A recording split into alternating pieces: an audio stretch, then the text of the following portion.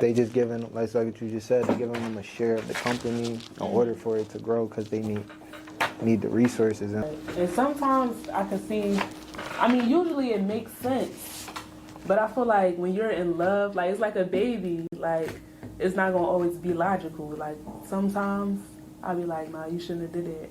But I'll probably be wrong because I just be going based off of my feelings, and that decision probably was best for their business, and they probably become a millionaire off of it or whatever the case may be. But I'll be dealing in emotions a lot of times, and that feeling of like, this is my baby, I'm not selling it, I'll do it on my own, and that's not always beneficial. What was I even saying prior? Anybody know? Because I was gonna ask you something, but I was saying something about. You was talking about your business. Thank you, Reason. When I had that business and it would only be always making money, it's like owning.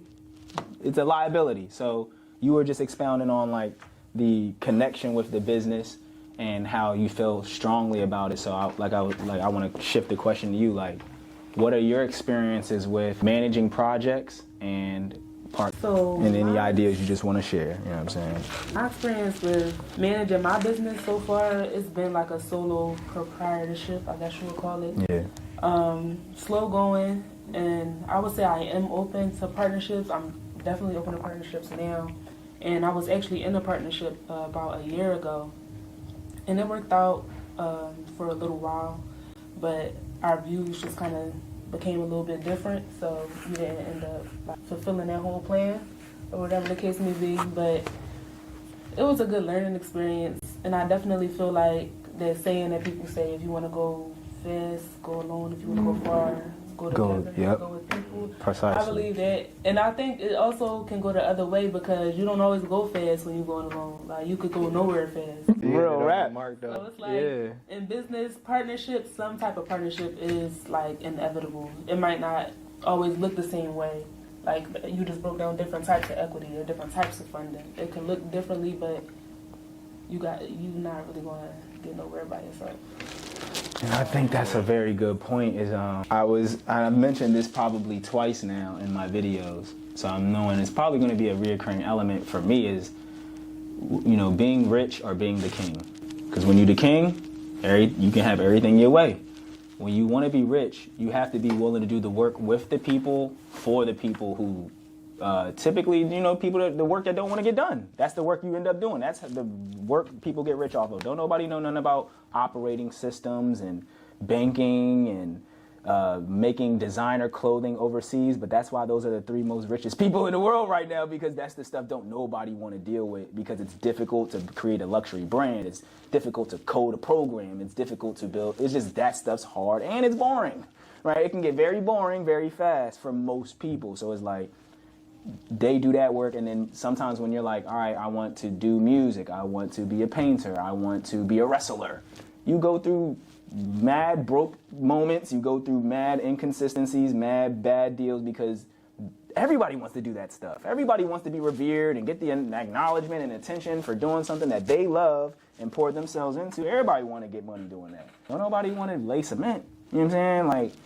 So that's like, when I think of that, we were talking about Shark Tank when the camera went off, and it made me think like, if you can get that kind of money once, you can get it again, right? It's like whatever you were doing got you there. So it's like you said, even when partnerships don't go well, I look at it like Macy's catalogs. Fashions is one of my favorite things to study, because it's like, you don't look at when somebody's an ambassador or like pitching a certain part of a catalog for a season. We don't look at that like, damn, that partnership went bad. It's like they sold as many units as they sell. They don't check on each other every other week. Like, you do the commercial, you show up, they put your face on a couple pieces of plastic in Macy's, and you probably never even talking to them again. And then you just wake up, you get checks, and then when the product isn't selling as much, the checks diminish. And then when they take it off the floor, you don't get a check no more, right? It's just, that's the life of a product. That's the lifespan of a product. And sometimes like Coachella clearly is like, it's, what's that called when it's not, it's basically like, it happens over and over and over. It's an annual thing. And so their brand and everything that goes into that, they got 85 partnerships. And I learned, I'm going to end it on this point. I learned that, and y'all can tap in on this point after I make it, is like, Made in America is created and sponsored by Budweiser, right? Didn't know that part. Then once I recognized, I'm like, well, they say it all the time. It's just like you don't pay it any attention, right? Then they partnered with Jay-Z. Jay-Z doesn't own Made in America. He's the spokesman and the sponsor of it on the entertainment and performance side of it, like similar to the Super Bowl. The reason why they partnered with Jay-Z, because if you think about the old brand of Budweiser, it's the old white American man with the shotgun on the porch with the spit tobacco, right? That's not their main demographic no more. They're like, who is going to purchase more beer now that they're more of a consumer? Who is the American dream? Who represents America as a whole today? Who's the richest black guy in hip hop? Let's just attach this to Jay-Z, because then he can attach all of these younger millennials and black people to the brand, because we can't communicate with them. We don't know what they want. We don't know what to create and how to finance. Like, so we just call Jay-Z and he can help us penetrate a brand that would maybe take us 20, 30, 50 years to reface the entire brand that we have. We'll just push beers through Jay-Z. So when I heard it like that, I'm like, well, that's smart as hell. Like on a business level, like where it's like Budweiser would have never been able to pitch their brand's services and product to young black millennials and Gen Z. It would have been impossible. It's like there was no campaign I have ever seen. And then Bud Light tried something the other day, and it went horribly. They were attempting to get an individual who identified with being a woman who is born a man, and they tried to run it as a ad to connect with that same audience, and it just fell all apart. The older demographic hated it. The younger demographic felt like they were being parodied. It was just a whole fiasco.